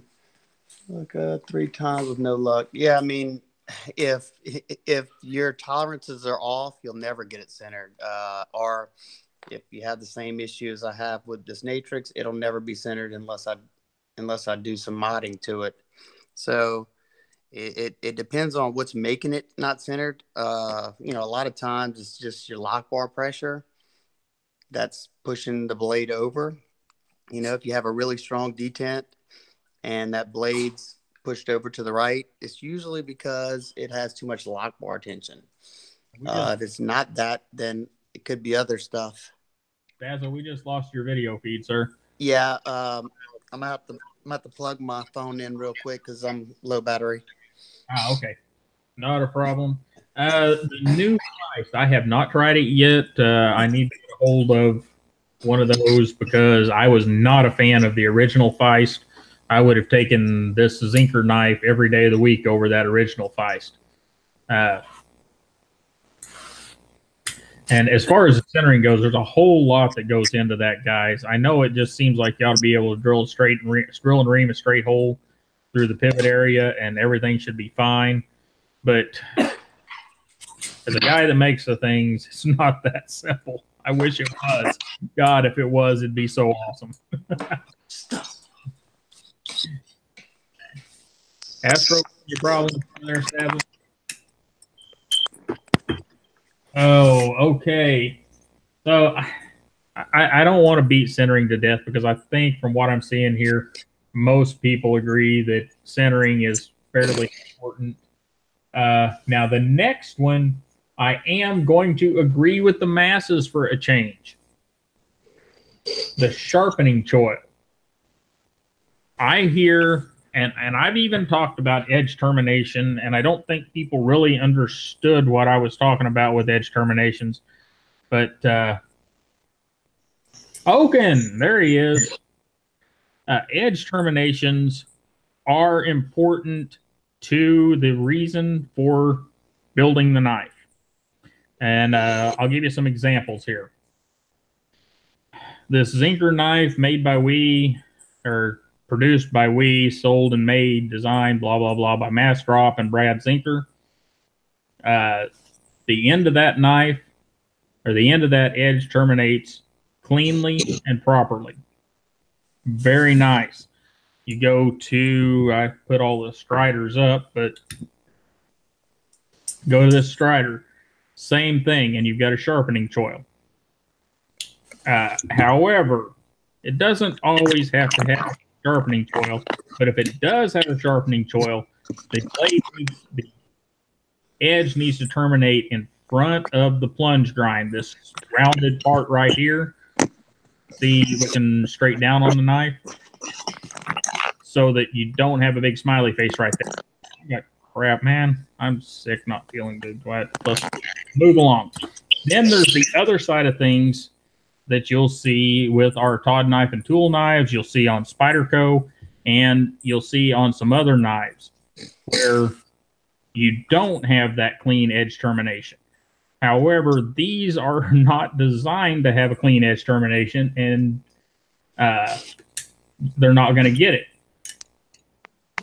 Because this is what a knife, let me back up.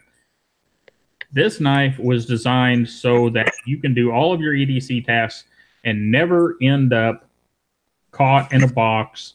Or if you have to, thrust this knife into something soft and stretchy, whenever you pull the knife back out, it's not going to get hooked on a big old choil. It's going to come right back out so you can continue the perforating process. And that is one of the differences for different types of edge terminations. The only thing that I really fuss about anymore is, like on this artisan knife, it's very, very slight.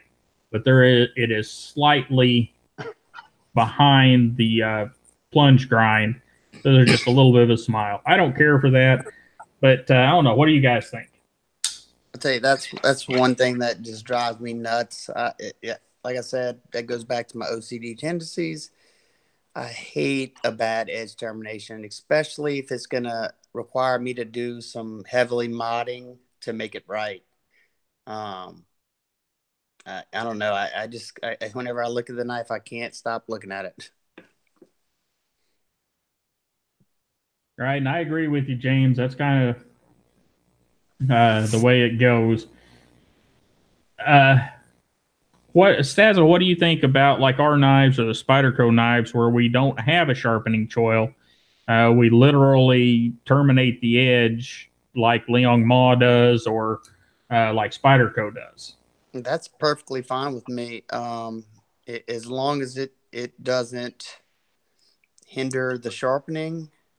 Like, as long as it's not going to add a huge recurve, and that doesn't seem to do that, I'm fine with it. I just don't like the bad termination to where it starts to recurve the blade if you don't fix it. That kind of stuff, that bothers me. But I mean, for instance, if it like on Spyderco, that's an easy fix. As you can see on this my Hat 40 Delica, I just put a little bitty notch there, only because I sharpened it on a fixed angle system, and it makes it easier for me to get to the back of that edge.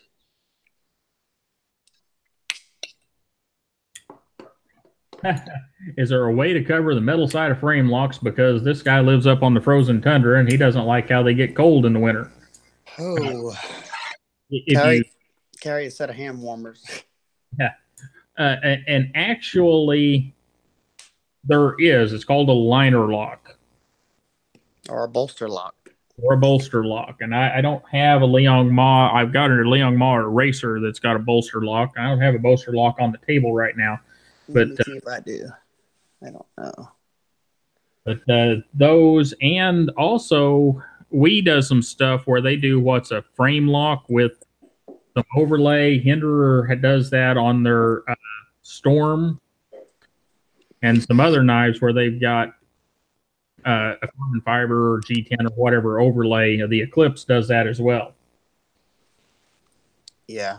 I mean, I don't have any bolster locks in front of me, but I don't. I just realized I thought I had my dog on it. Hold on, let me stop the dog. Y'all talk. All right, we'll go back over to my screen for a second. This is 0393, and it would cover that kind of, sort of.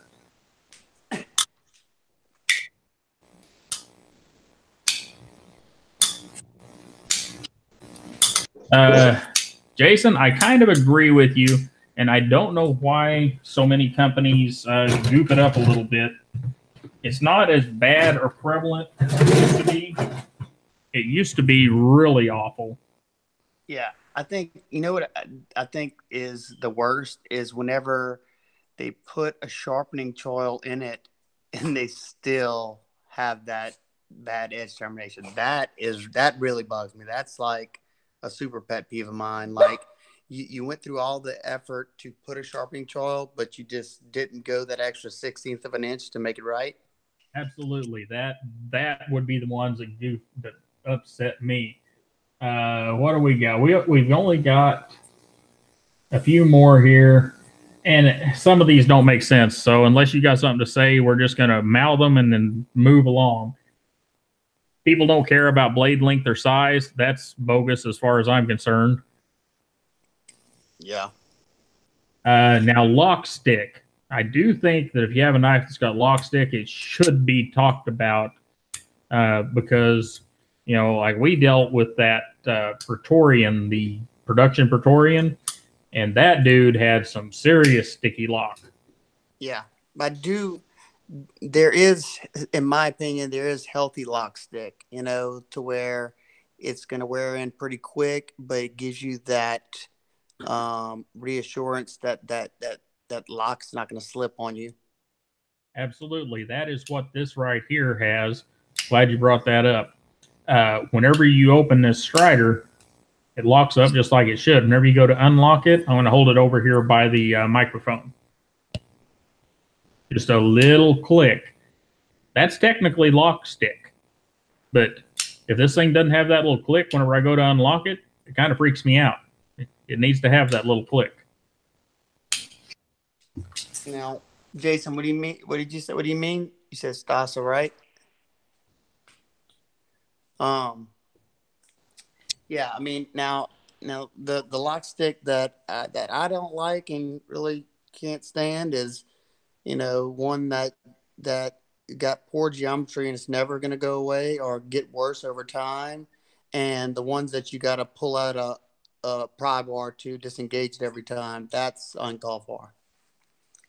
Yep, I agree. And that usually means that they have poor geometry. Right.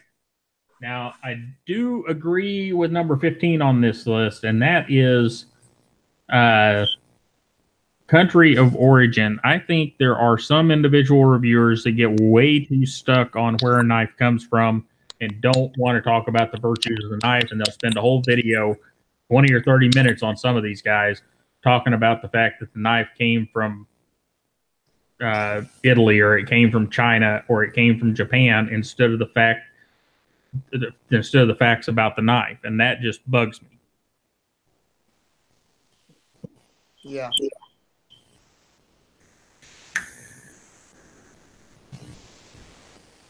All right. I'm reading over some of the comments, and a lot of people have the same consensus. As long as it's not something that has to be pried, and it's healthy lock stick, it's fine. Yep, that. Especially if it's titanium on steel, you're pretty much always going to have a period of lock stick because that titanium's galling against the hardened steel, and it's going to pretty much work harden itself to a point to where it's not going to do it anymore. I agree. And yeah, when they mess up with the sharpening choil and they don't make it big enough to be a finger choil, but it's too big to be a sharpening choil, that bugs me too. Same here, Nero. And somebody, you were just talking about lock stick with the TI onto steel. Okay, this wristy right here is, and I guess I should swap screens, huh? This wristy is titanium on steel. Whenever we first make these, oh my Lord, do they have lock stick. And we even carbonize them. But the first probably 50 to 75 openings, you almost need that pry bar to get them to unlock. However, they break in. Now, there's no lock stick whatsoever in this knife. So I think sometimes whenever you have the titanium on steel, you have makers that aren't spending the time to make sure the knife is going to be good for the customer. And I think most of the guys that do titanium on steel understand that now, and they do things to keep it from happening. Oh, Brian is in the house. Yes. Oh, we're still on. We had a goofy start to this one, so. Yeah. We had that technical difficulty after technical difficulty, but we're up and going now. Yeah. All right, so the last couple of these, okay, people don't want to hear about the steel. I can't agree with that.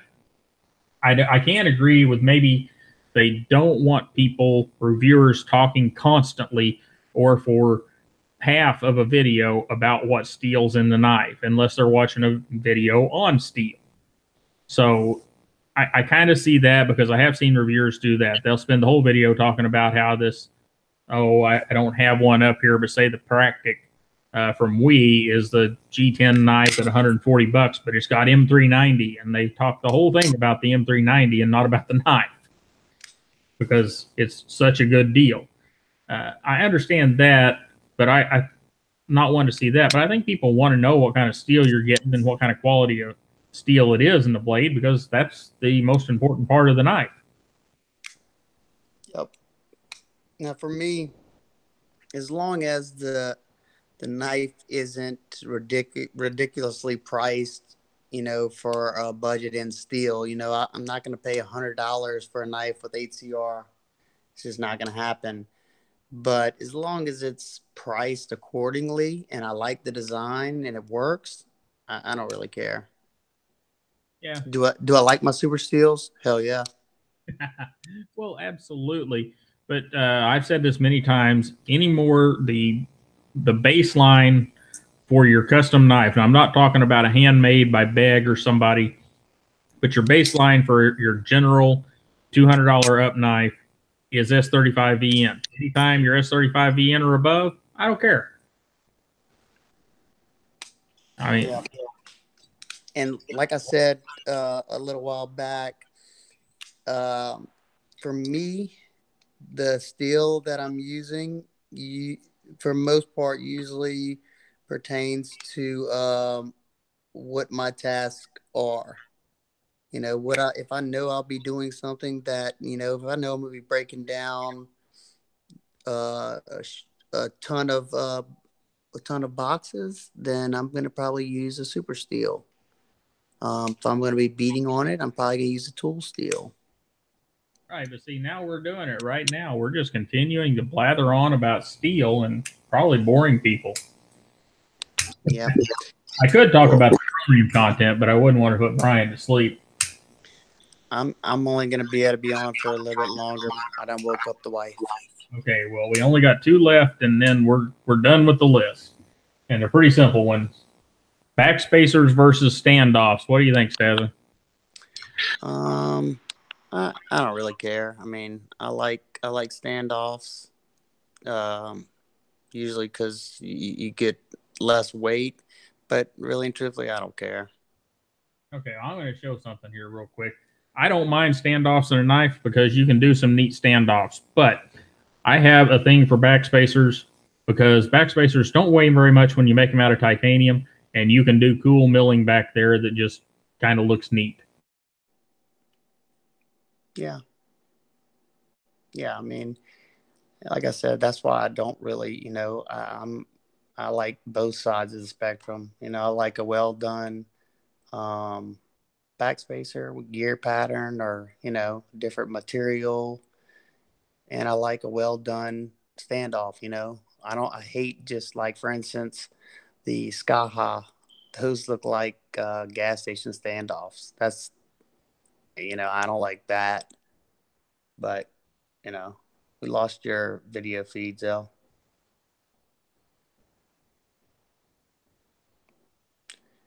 Can y'all still hear me? Somebody comment if you can still hear me.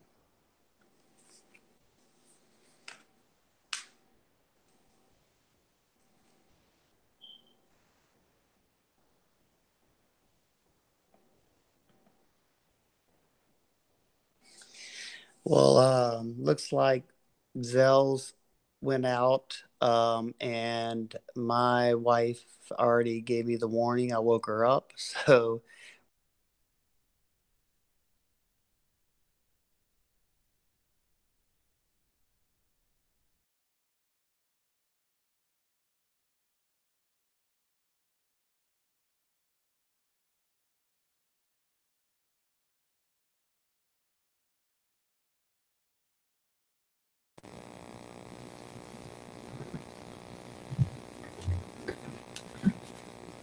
All right, looks like we're back. Sorry about that, guys. They have, I can't see the chats, so I'll try to bring that back up, and it looks like Nick has dropped off. I'm not sure what happened. It looked like everything just died on us, which happens from time to time.